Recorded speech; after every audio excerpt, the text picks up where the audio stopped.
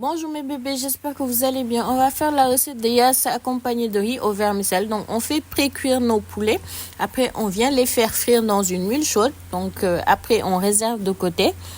Donc pour la sauce, j'ai rajouté du poivron vert dans les oignons. J'ai rajouté des épices. Donc j'ai mis une épice barbecue, une épice légumes. Donc j'ai mis également du maggi. Donc c'est au choix. Si vous ne cuisinez pas de bouillon, vous pouvez ne pas en mettre. Donc on mélange le tout. Après j'ai rajouté du nokos. Donc voilà. Donc je voulais une sauce assez épicée. Donc j'ai pas hésité. Après on vient rajouter du sel également. Donc j'ai rajouté également de la sauce soja. J'ai mis également du citron. J'ai mis aussi du vinaigre.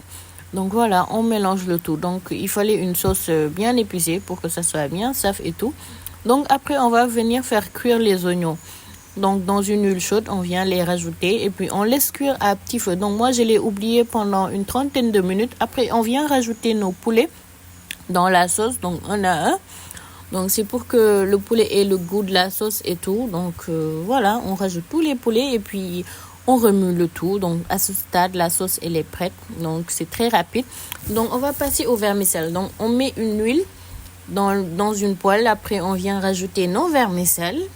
Donc voilà, moi j'ai utilisé beaucoup de vermicelle, donc c'est au choix si vous en voulez pas beaucoup, donc vous pouvez en mettre un peu.